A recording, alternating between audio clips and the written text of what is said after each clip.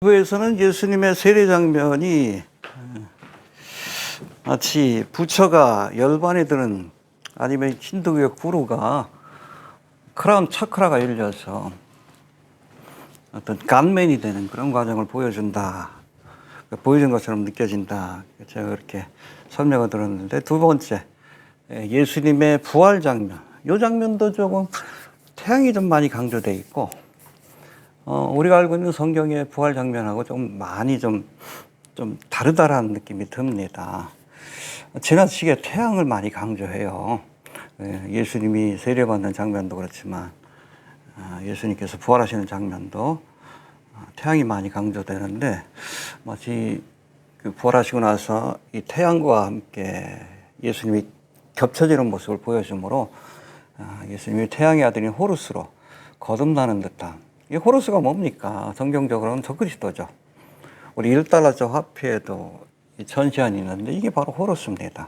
앞으로 세상을 지배하게 될, 적그리스도의 나라를 통치하게 될 일루미나티들이, 세계정부주의자들이 기다리는 저들의 메시아 호루스. 호루스의 모습처럼 보인다는 겁니다. 자, 봅시다. 예수님의 부활 장면, 이게 혹시 예수님이 태양의 아들 호루스로 다시 거듭나는 모습을 보여주는 것이 아닌가 의심스럽다는 겁니다. 자, 문제가 되는 두 번째 영상은, 앞에서는 세례 장면을 살펴봤고, 두 번째 영상은 예수님의 부활 장면인데, 찰스 디킨스의 아들이 열린 무덤 앞에 서자, 이 카메라 각도가 이렇게 예수님 무덤에서 나오는데 사람이 나오는 모습이 아니라 마치 새가 이렇게 쭉 그 안에서 새 한 마리가 나타나서 이 아이, 찰스 디킨스의 아들의 머리 위를 선회하다가 내려앉는 듯한 모습을 보여줘요. 왜 그런 연출을 했을까? 이 새가 혹시 호루스를 상징하는 매가 아닐까? 의심이 든다는 겁니다. 무덤에 나와서 공중에서 선회하다 땅으로 내려와 아이를 만나는 듯한 장면을 연출하고 있는데, 의도된 것 같다는 생각이 듭니다. 이후로 부활하신 예수님이 아이의 뺨을 어루만진 뒤에 태양을 향해 걸어가자 이제 예수님과 태양이 하나 되어서 마치 예수님이 태양의 아들 호루스로 거듭나는 듯한 모습을 보여주고 있습니다. 근데 그 과정 자체가 이집트의 파라오는 라신의 아들 혹은 오시리스의 아들, 태양의 아들로 알려지고 있는데, 그런 의식을 치른다고 합니다. 이 강에서 배를 타고서 이렇게 쭉 의식을 치르게 되면 마지막에는 태양신의 아들로 거듭나서 그 이집트 백성들은 이 파라오를 현현하는 호루스로 이렇게 믿고 숭배하고 섬긴다고 하는데, 마치 이집트의 파라오가 태양의 아들 호루스로 거듭나기 위해서 치르고 있는 그런 의식의 모습을 보여주는 듯한 장면 같다는 생각이 드는 거예요. 자, 봅시다. 무덤이 나오죠. 무덤에서 부활하신 예수님이 나오는데, 마치 그렇죠, 공중에서 이렇게 선회하다가 매 한 마리가 이렇게 나타나서 선회하다가 여기서 태양이 보여지고 태양이 번쩍하는데 옆에 누가 있어요? 예수님이 있죠. 마치 새 한 마리가 이렇게 선회하다가 날아앉은 것 같은 모습을 보여줍니다. 자, 이후로 예수님이 해야 될지 모르겠는데 뺨을 만지고 그리고 태양을 향해 걸어가는 장면들을 보여줘요. 그러더니 맨 마지막엔 태양과 하나 된 그런 모습을 보여줍니다. 예수님을 태양신의 아들처럼 이렇게 묘사하고 있는데, 여러분, 이 호루스가 바로 태양신의 아들입니다. 매의 형상으로 되어 있죠. 우연 같지 않다라는 생각이 드는 거예요. 영상 잠깐 한번 봅시다. 보고 지나갑시다. 짧으니까.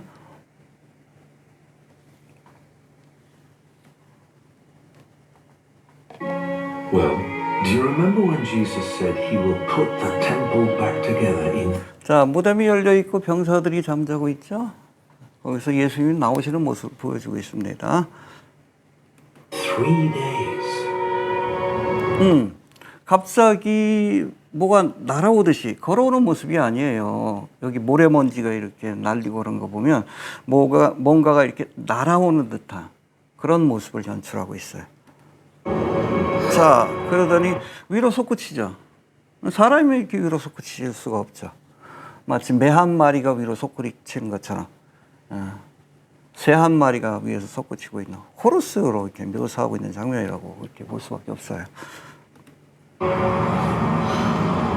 자, 그러더니 햇볕이 강렬히 비춥니다. 이 새가 뭐하고 연결되어 있다? 태양하고 연결되어 있는 새다. 호루스다. 매다. 그렇게 이해할 수 있는 그런 장면입니다. 자, 그러더니 옆에 예수님이 날아앉았어요. 마치 예수님을 매의 화신, 태양신의 아들인 호루스의 화신처럼 묘사하고 있고, 그 다음 장면 봅시다.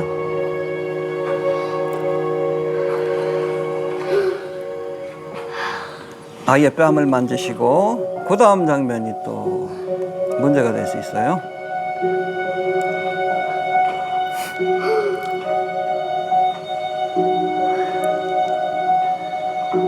세례받을 때도 그랬지만 예수님이 태양을 향해 걸어갑니다. 태양을 향해. 태양신의 아들처럼 묘사되어 있어요. Wow, he really is alive.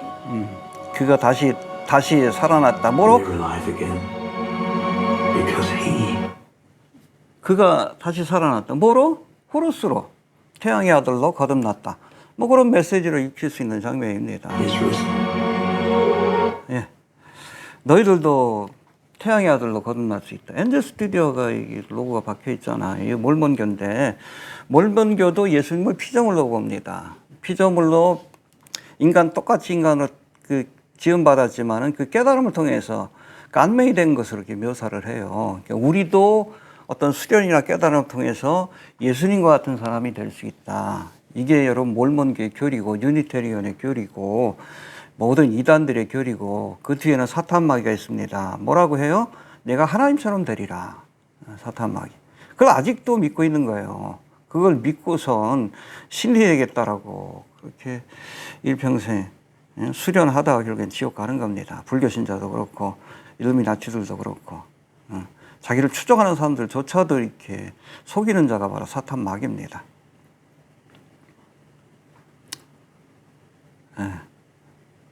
자,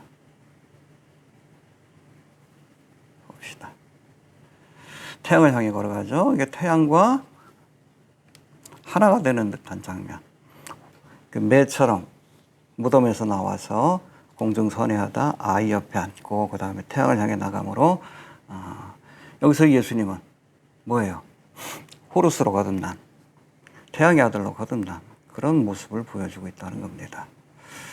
자, 봅시다. 예수님이 공생을 시작하기 전에 세례를 받는 장면과 공생을 마치고 부활하는 장면 모두 광명의 천사를 상징하는 태양이 강조된 것은 제가 보기엔 의도된 장면이라고 봅니다. 지나치죠?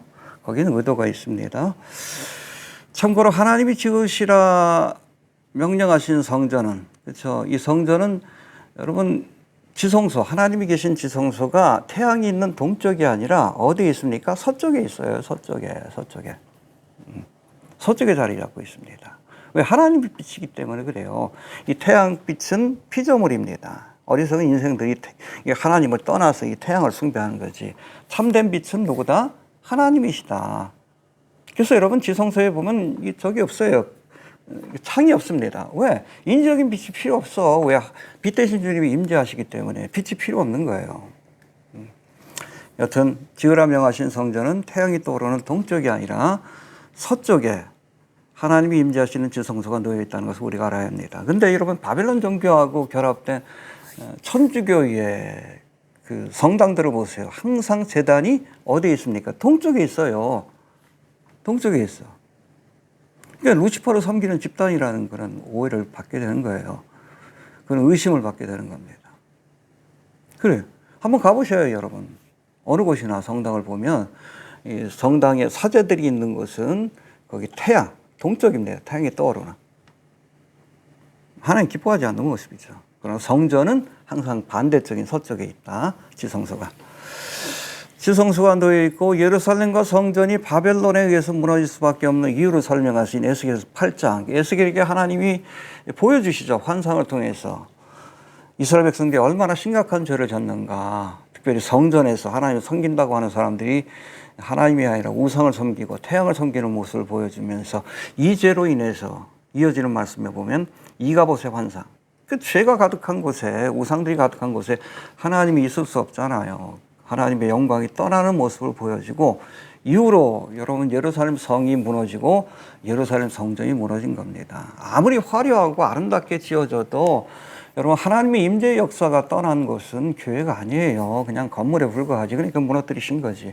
하나님의 영광이 떠나고 나서 무너진 거예요. 그 이유가 뭡니까? 하나님을 떠나서 우상을 섬겼기 때문에 그래요.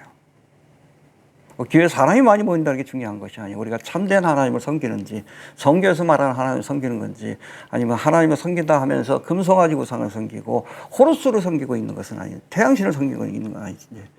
돌아봐야 돼. 에스겔 8장 14절을 보면 이스라엘 여인들이 담무스를 위하여 애곡하고, 이 담무스가 바로 호루스를 상징합니다. 호루스. 바벨론 신화에서. 자, 애곡하고 또 8장 16절에 보니까 여호와의 전문 앞 현관과 제단 사이에서 약 25인이 제사장들이겠죠. 레위인들하고. 여호와의 전을 등지고, 하나님이 계신 여호와의 전을 등지고, 그 뒤에는 지성소가 있는 거예요. 낯을 동으로 향하여 어딜 바라봅니까? 태양을 바라보면서 동방태양을 경배하였다라고 이렇게 기록되어 있어요. 이 죄 때문에 무너진 거지. 이것 때문에 이가봇의 저주가 임했고 그 결과 예루살렘 성전이 무너졌다 하신다. 이게 태양신이 아닙니까? 예수님 왜 태양을 바라봐? 어? 왜 태양을 바라봅니까? 참빛 대신 하나님을 바라봐야지. 왜 예수님의 태양을 바라봅니까? 유니테리언 찰스 디킨스의 작품을 원작으로 삼고 몰몬교 기획사 엔젤 스튜디오가 북미 배급을 맡은 영화 킹 오브 킹스가 성경에서 설명하는 예수님이 아니라 다른 예수, 즉 태양의 아들인 혹은 태양의 화신인 호루스, 다른 예수죠. 다른 그리스도. 적그리스도, 안티라는 단어에 대적한다는 뜻도 있지만 주도, 가짜라는 뜻이 있어요. 다른 그리스도. 이 적그리스도를 예수님처럼 보이게 하기 위해 치밀하게 기획된 작품이 아닌가 하는 의심이 든다는 겁니다. 이게 바로 그 장면이에요. 성전을 등지고 태양을 숭배하는 이 모습을 보여주고 이가봇의 환상을 보여주고, 그러고 나서 예루살렘 성전이 무너지게 된 거예요. 애니메이션에도 봐봐.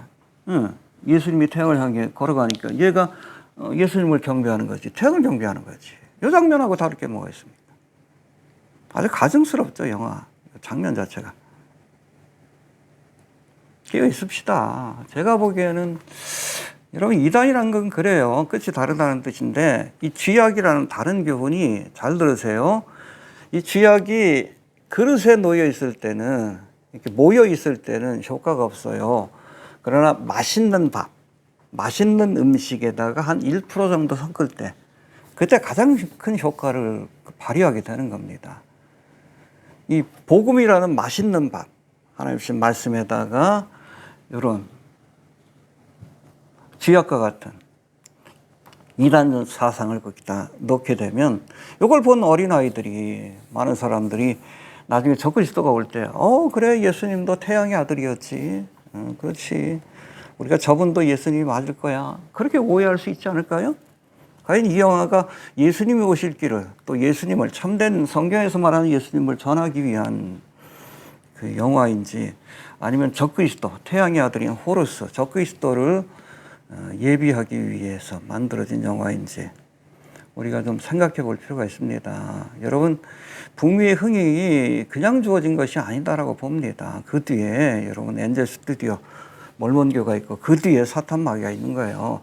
내가 나에게 경배해라, 타협해라, 그리하면 천하왕국의 영광을 주리라. 예수님한테도 그렇게 미혹했잖아. 똑같은 미혹이 있었다고 봅니다.